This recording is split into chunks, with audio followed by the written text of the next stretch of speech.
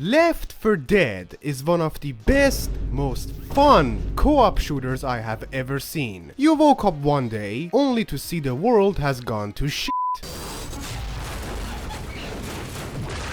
And just when I managed to install Fairy Feet Fanboys, this happens. God damn! But it's not all bad. You get to grab guns, shoot zombies, shoot bigger zombies, shoot your friends, shoot drugs.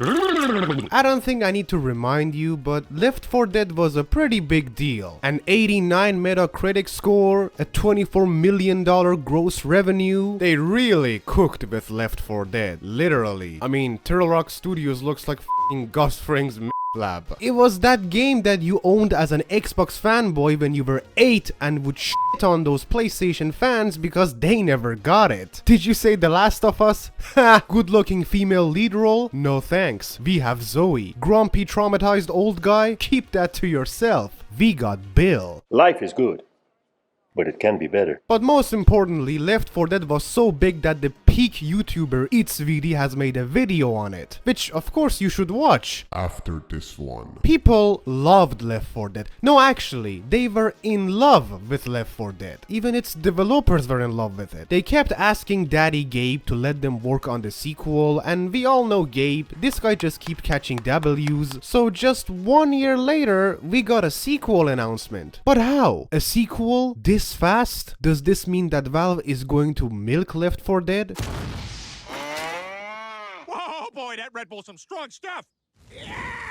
People over there at Valve sat down the fans and assured them that the sequel will be good. You can ask anything you like. We dare you to corner us in a tight spot. We double dare you. Hold it! Will it have Francis? No.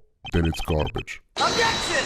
Oh, you. And so, after countless hours of analyzing data, studying every flaw of the original game, improving over every mistake they have made, folks over at Valve gave us what most people would call the perfected version of the original Left 4 Dead.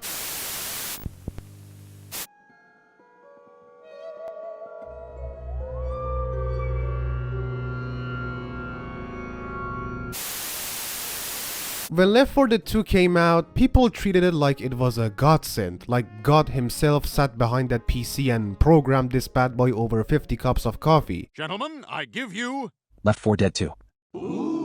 And that's because Valve knew what they were doing. When video game sequels come out, mechanic-wise, they usually fall somewhere on a diagram. On one end, we have becoming too close to the original, and on the other, going too far from it. Sometimes the sequel is just not that different from the first game, and people go on Reddit to complain about how they spent the last decade doing nothing with their lives but wait for a video game sequel, and how their precious time was wasted, as if they would have actually done anything with it anyways.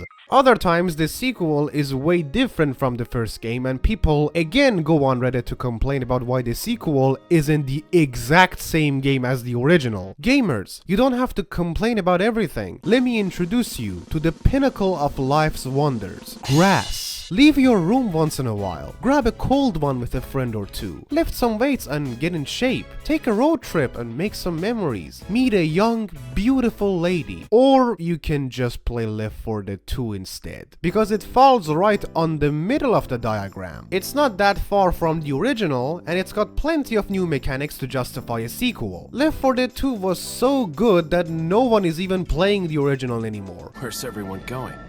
Bingo? Something that Valve took advantage of and decided to just add and enhance all of Left 4 Dead 1's campaigns to the sequel. They really left Left 4 Dead for dead. Now look, to anyone it would seem like Valve is really sure about Left 4 Dead 2. I mean, they literally shoved the first game down a pit because there is no reason to play it anymore. So a lot of people would think that Left 4 Dead 2 has to just be a perfect version of the first game. So perfect that you never even have to go back to the original. Me and the gang did an expert run of Left 4 Dead 2 because of course we did. We are experts after all.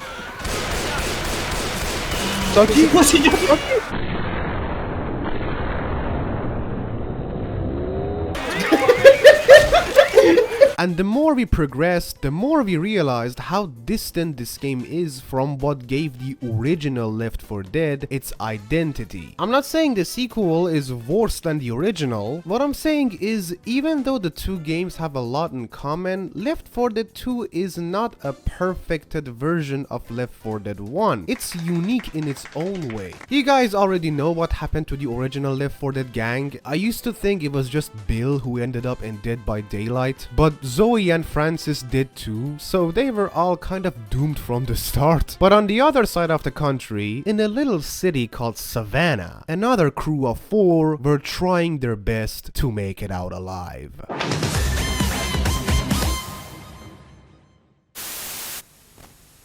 The survivors of Left 4 Dead 2 are just as memorable, maybe even more memorable than the first game. Who the hell puts an evac station up 30 flights of goddamn stairs? Come on, Coach. Maybe the helicopter. Maybe it's made of chocolate. Actually, if you think of Left 4 Dead, you probably remember the second group, not the first one. They were just designed to stick with you. It's like they did some kind of black magic. The YouTube poops also probably had something to do with it too. You do that again, and I will...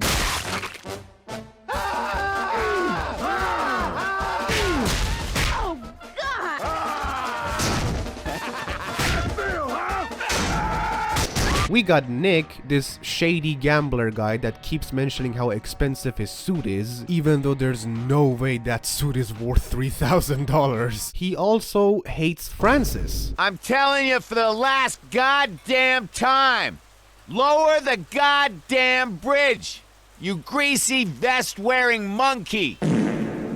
Hey, screw you, Nick, okay? Francis is peak. I bet if you play Nick, you probably think you're the cool guy, that you're just better than everyone else. You used to stand in a corner of parties and tell yourself no one knows how Sigma you are. Goddamn whirlybird left without us. Helicopter. It is a helicopter. You call that thing a whirlybird one more time, I'll beat you so bad, your sister's gonna wish she never gave birth to you. Then we got Coach, who was a coach. He never tells anyone his real name. He is this big, intimidating figure that used to be a school coach. And also an honorable mention is that he was a coach, because him being a coach reflects on his dialogues. Hey, y'all!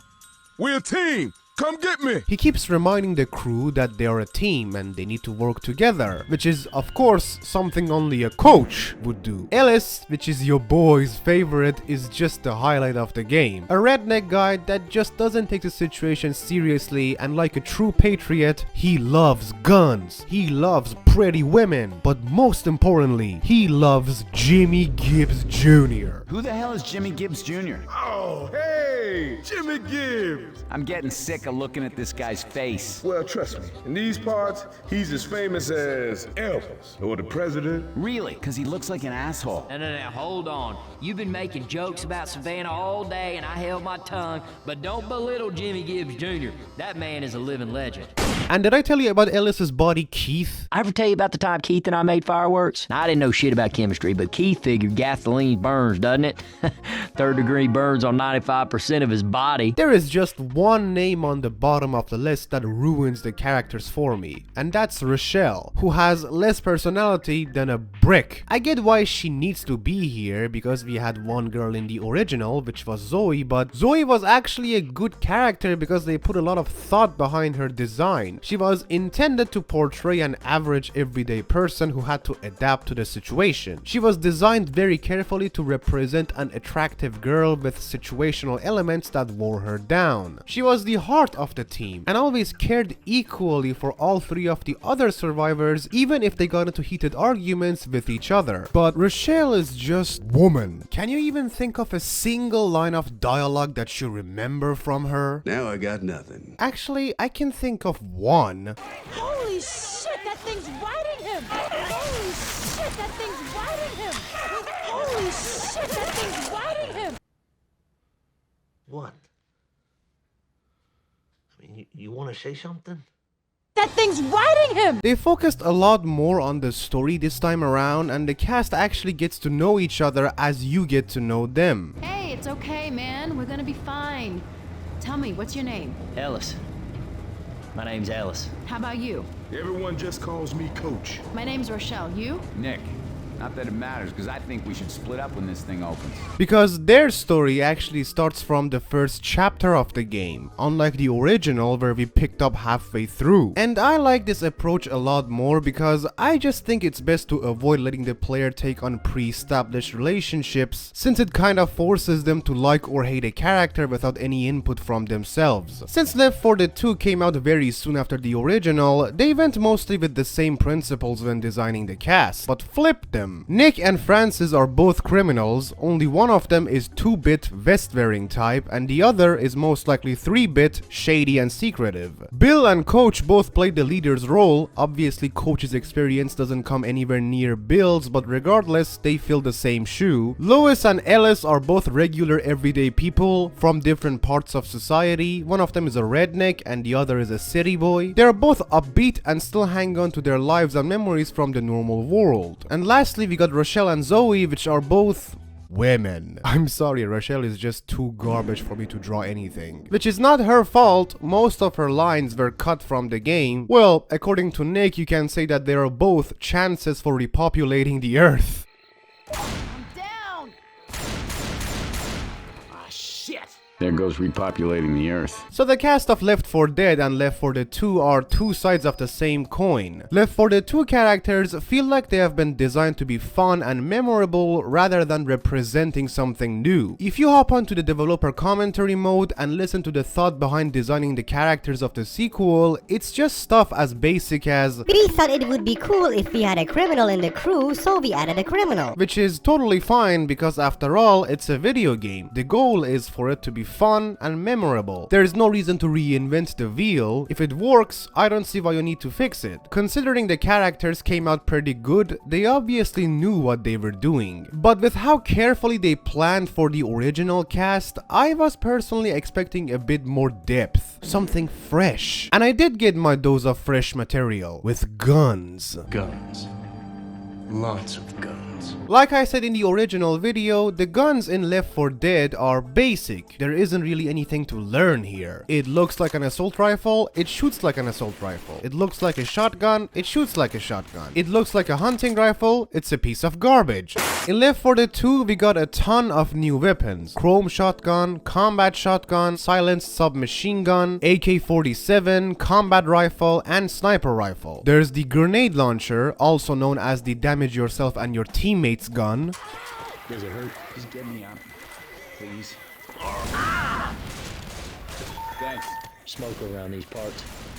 We also have a machine gun, which is just perfect. A horde shooter and a machine gun is just a match made in heaven. For backup, we got this bad boy Magnum pistol, and for dessert, we have a ton of melee weapons. There's Bile Bomb, which is just a bottle of puke that the infected will follow because they just love how it smells. And an adrenaline shot, which gives you temporary health, makes every action faster, and gets rid of every form of slowdown penalty. I really love the variety, but what I love even more is how Valve managed to do some world building just by adding new guns to the game. These weapons each come from a different place. We have a chrome shotgun, in addition with regular pistols and magnum, which are standard for home safety. Moving on from that, the tactical and combat shotgun, M16 assault rifle, combat rifle, AK-47 and sniper rifle, which are military grade. Aside from those ones, the SMG and silenced SMG, which are black market tier. In addition to all of those, we also have the hunting rifle, which is just used for hunting animals. The random circulation of weapons and equipment begs the question of how they found their way next to each other, and the answer is left to your own imagination. Maybe a soldier, a hunter, a paranoid man, and a heister were another crew of 4. They could have gone through a hospital and grabbed some pills and adrenalines on their journey, and this used to be their station before you found it. They might even still be alive, but they aren't home right now. Most of the melee weapons are not even meant for fighting, like a baseball bat or a frying pan or a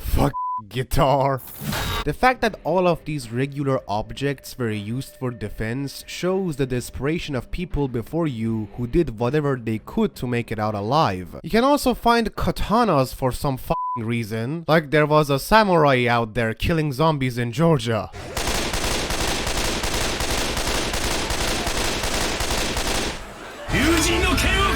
But then we have The chainsaw.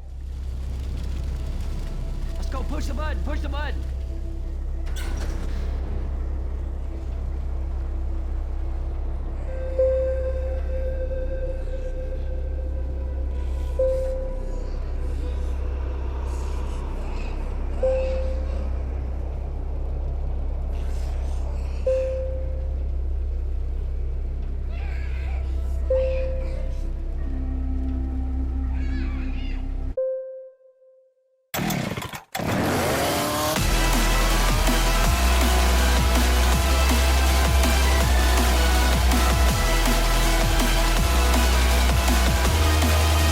It was at this moment that he knew.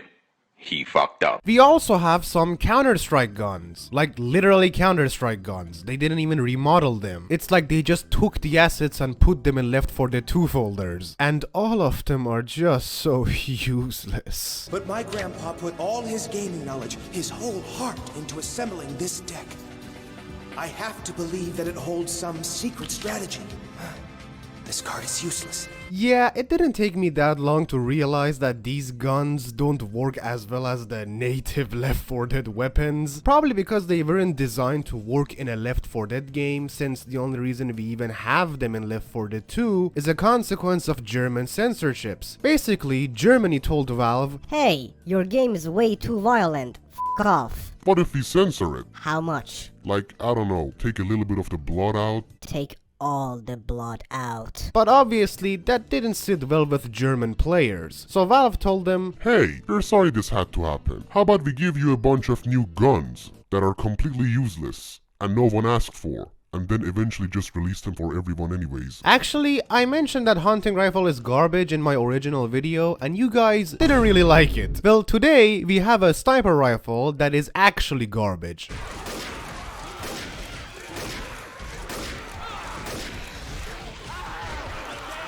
This thing fucking sucks. But the cool thing here is that Counter-Strike and Left 4 Dead have a lot of guns in common. In Counter-Strike, they're all labeled the full model title, but in Left 4 Dead, they all have a simple name that's just what comes to your mind when you see them. This weapon is called Heckler & Koch G3SG/1 in Counter-Strike, but in Left 4 Dead, it's just called a sniper rifle. That's because in Counter-Strike, you're looking from the perspective of professionals, while in Left 4 Dead, it's from the perspective of regular folks, which is pretty neat. We were having a blast with the new guns, until we noticed that we keep running low on ammo. You know how you found a gun in the original game and just connected with it on a deep spiritual level? Well, here, they didn't want you to stick with one gun, so they reduced ammo piles to force you to switch guns. But it's not all bad because you can upgrade your guns now. There are laser sights, which increases your accuracy and also shows you where your teammates are aiming, so you won't accidentally walk in front of them. But you know what I really like? Shooting my friends and setting them on fire. Throwing a Molotov. So why not do both with the brand new incendiary ammo? Shoot your friends and set them on fire. But if that's not your thing, that's okay, because we also have the explosive ammo, which will deal more damage to you than to any infected. Oh, speaking of infected, I was surprised about how much personality they gave the common infected this time. Technically, in the original game, they weren't generic either. They were designed in response to the environment. But in Left 4 Dead 2, sometimes their design actually gives them abilities. We have the hazmat infected that can't be set on fire, the construction workers that won't be attracted to pipe bombs because they have ear protection, and the riot units. I fucking hate these guys. It's the biggest piece of dog shit that I have ever heard. They got armor and helmet, so you can only shoot their back. But dude, how strong are these helmets? Because they can withstand a fucking AWP bullet. We also have your dad, which keeps making noise and attracting more hordes. There's also the mudmen that just make your screen muddy when they hit you. They're just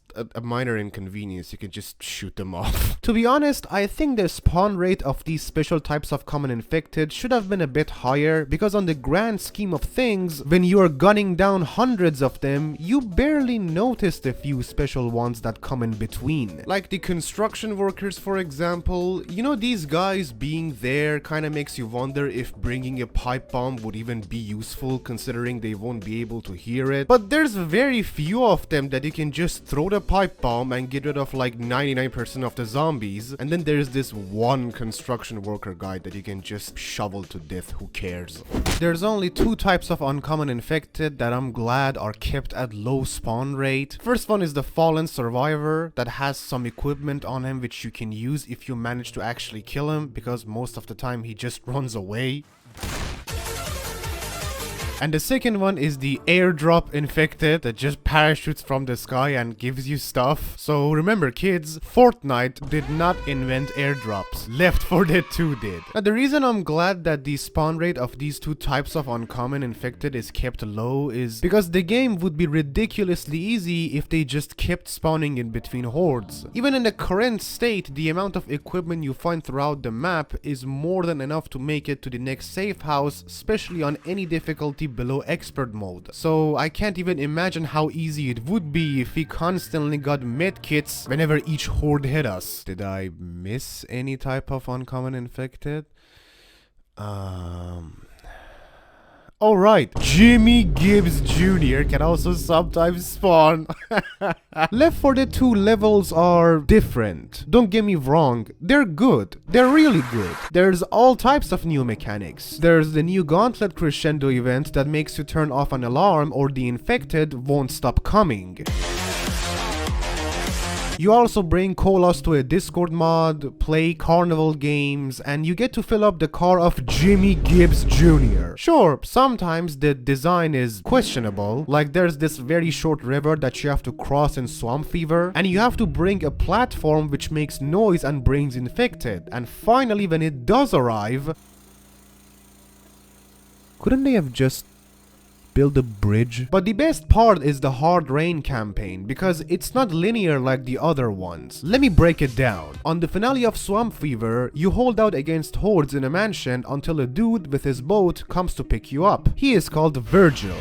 Then in Hard Rain, you forgo to pick up more gas for the boat. So you have to make your way to the cans, then bring them back in 5 levels. Usually when you find something, you want to either use it instantly or bring it with you for later. But in Hard Rain, it might be more smart to leave some stuff for later, because the game actually keeps track of whatever you do. If you choose to use all of the equipment on your way to the cans, there won't be anything for you to use when you make your way back. Playing Left 4 Dead 2 on expert mode made me realize that this game is very hard. Man, it's so hard!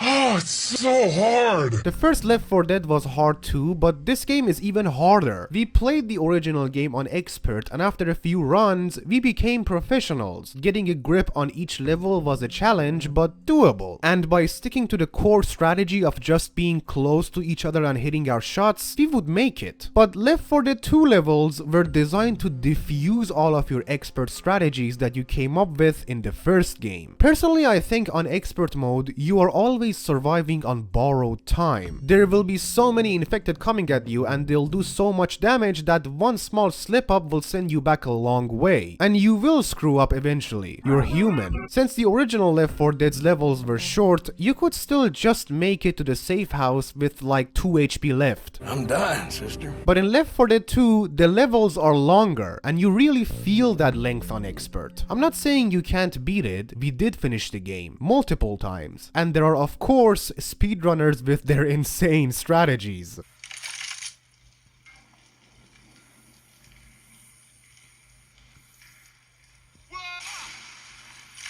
Oh, so if I bring a propane tank, it's gonna skip the whole elevator thing.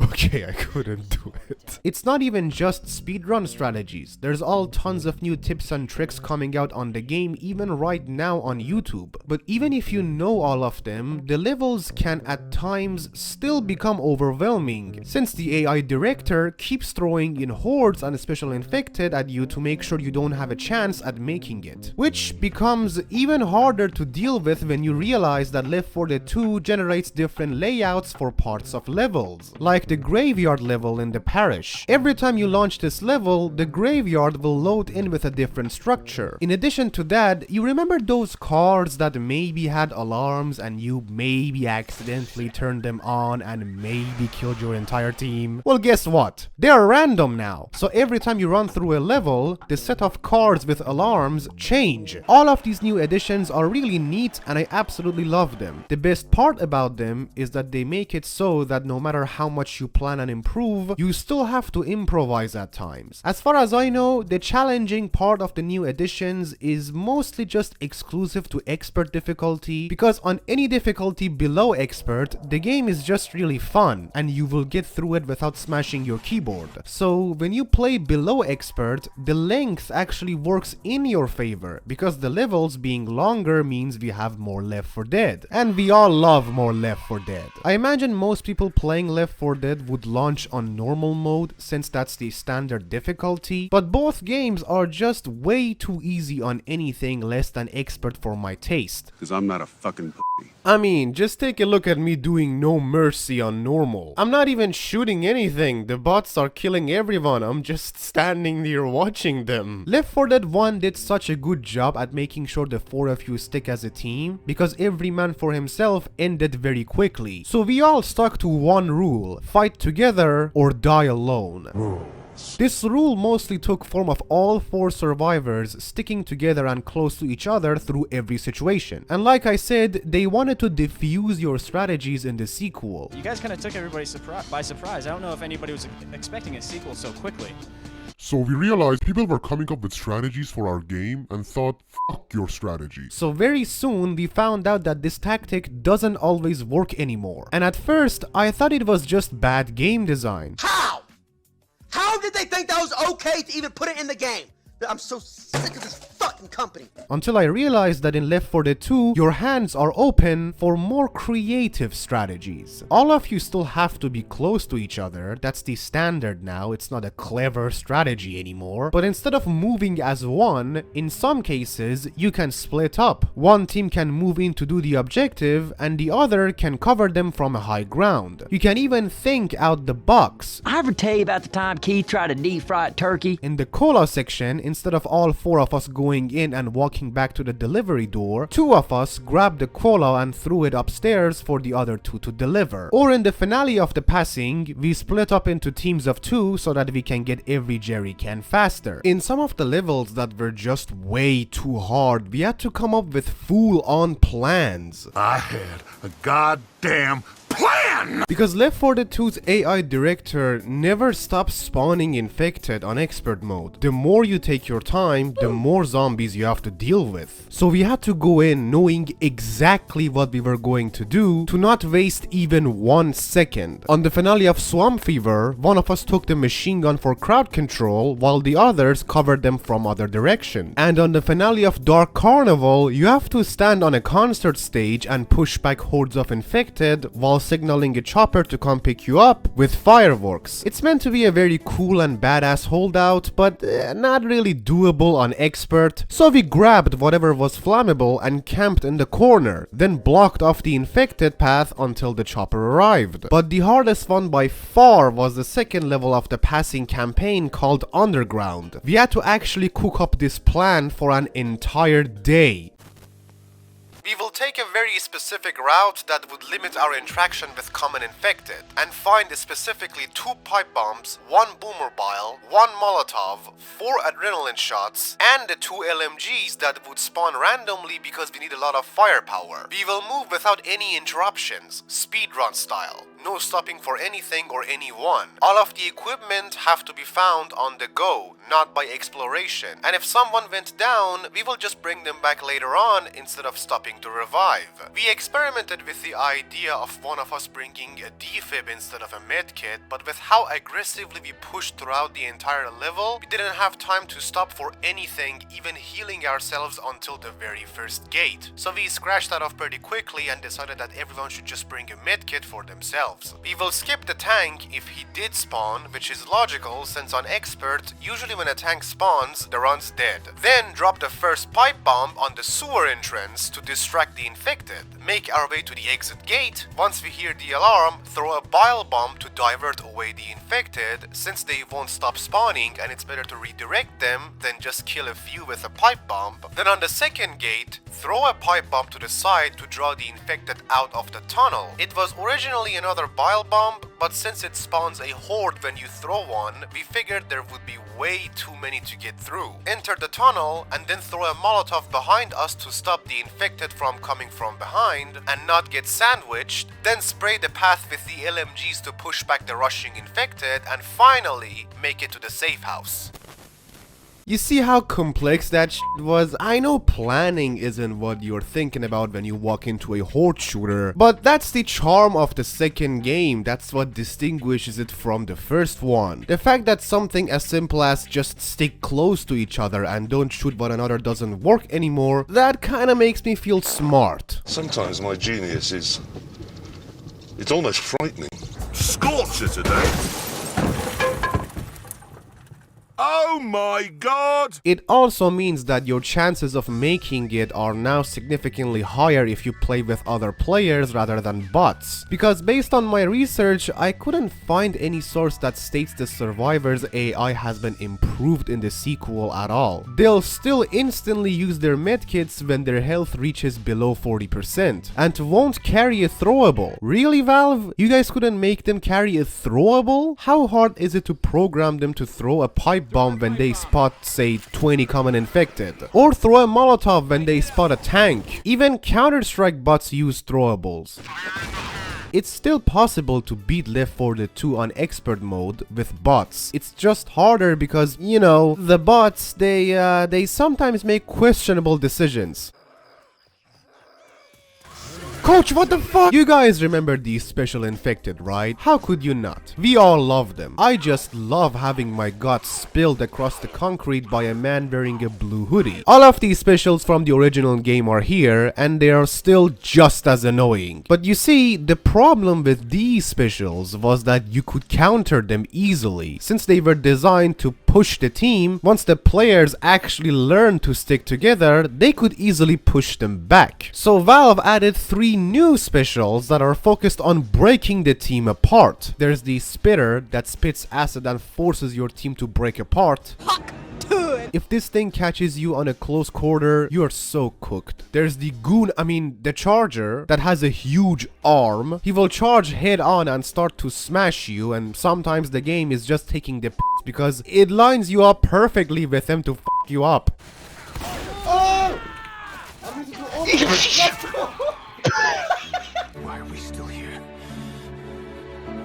Just to suffer? But the most interesting one is Jockey. This guy is supplementary. He doesn't do that much damage because he was designed to drag you to other infected, either a horde or a special to finish you off, because the infected actually work together this time to try to overwhelm you. Of course, you can still shoot and knock back these infected, which means the witch is still on top of the threat chart, because not only is it just not possible to kill her on expert mode, now she can also walk.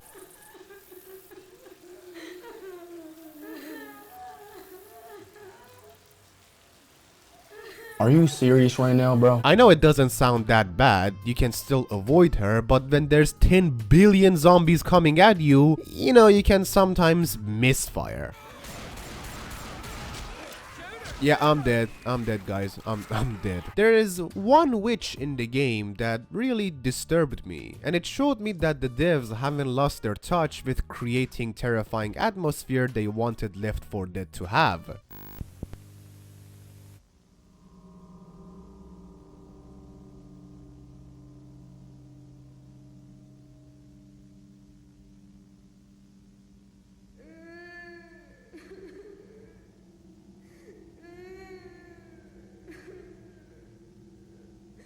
On the passing campaign, you come across a wedding. Everyone is dead except the bride. She is sitting there just weeping and crying.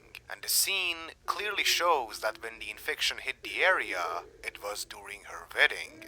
Just the thought that this was the most special day of her life and all that is left of it is a pile of dead corpses, with her sitting in the middle of it, doomed to be this monstrosity forever, is terrifying. You know, the thing about video games is that eventually they will get repetitive. It doesn't matter how much you love a game and how much replay value it has, eventually you will get tired of it. But Left 4 Dead 2 is still going after a decade. What is the secret formula that is keeping it alive? The secret recipe for what Left 4 Dead 2 is a pinch of salt. Plankton, wait! 3 teaspoons of chopped onions. I'm warning you. A cup of love. Don't do it. Mixed together with the most important ingredient of all, 4 heaping pounds of freshly ground mods. I warned you. Left 4 Dead 2's workshop is like a toy store to a kid. You walk in and you want everything. There's all type of quality of life mods that can make your Left 4 Dead even better. And my game looked so fresh after installing just a few of them. I mean, take a look at how crisp this modded chrome shotgun is. Or how lovely this modded M16 is. Even the new throw animations are just on a new level. Pipe bomb.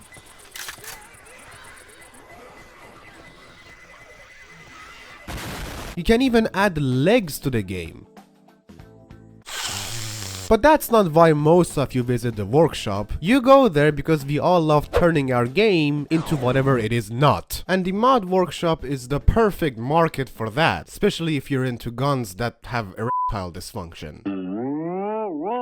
Also, as it turns out, Left 4 Dead is canonically part of the Breaking Bad universe. I guess the story was written by Vince Gilligan. Jesse, we have to get to Mercy Hospital, Jesse. Yo, Mr. White, don't worry. I got a grenade launcher, bitch. Jesse, no! And also by popular demand, loot boxes are back. Because as we all know, the hit game Left 4 Dead had loot boxes, but the hit game Left 4 Dead 2 did not have loot boxes. You're so pathetic, Overwatch. Everyone hates you. But let's throw away campaigns and mods for a second, because Left 4 Dead 2 is packed with extra content. We got the survival mode, in which you and your team hold out for as long as you can. Then we have the scavenge mode, in which you and a bunch of other players are... Who am I even talking to? You guys don't actually care about any of these. You want me to talk about the versus mode. That's what you want, isn't it? Me and a friend of mine decided to give versus mode a try. We got work to do.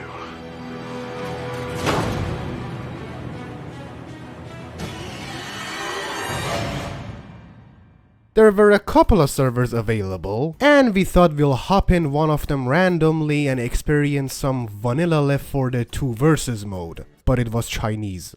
Hey man, would you happen to know if this is a vanilla Left 4 Dead 2 versus mode server? Naturally, the ping was shit, so we tried another one, and that was also in Chinese. Why the f*** am I so fast? Holy shit! We figured maybe the versus mode of the first game campaigns have some European servers in them. So we tried a No Mercy server. It was in Chinese.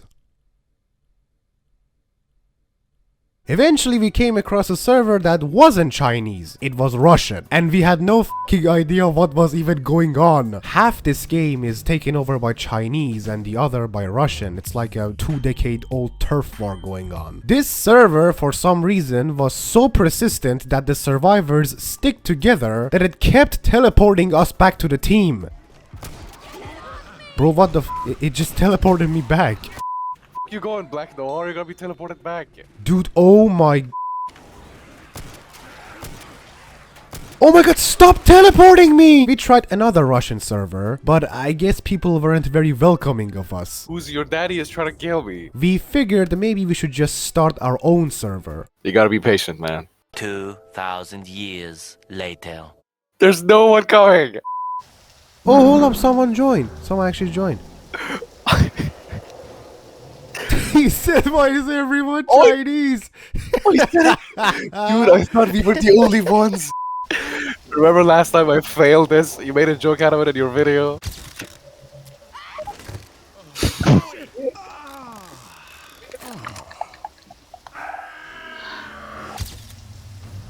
Hold on.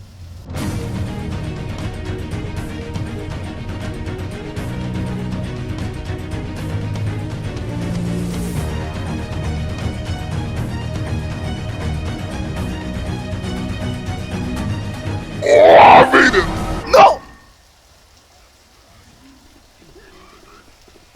After realizing no one is going to join our server, we decided to just go back to the unwelcoming Russian server. But we were too late, as the Chinese had already taken over. We don't mess with Chinese.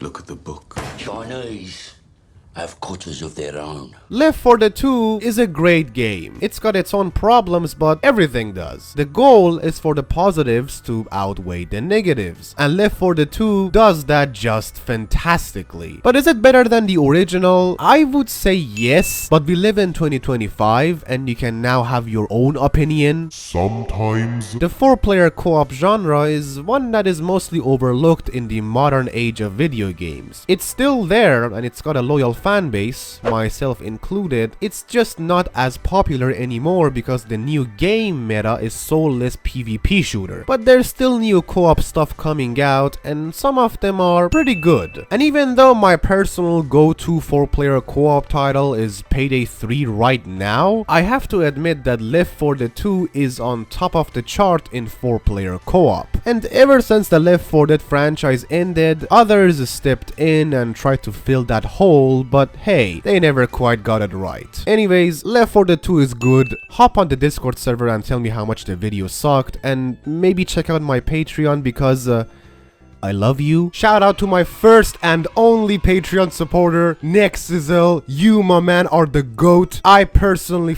with you heavily. You the best. And please don't DM me for a while because I found some interesting mods I would like to try out.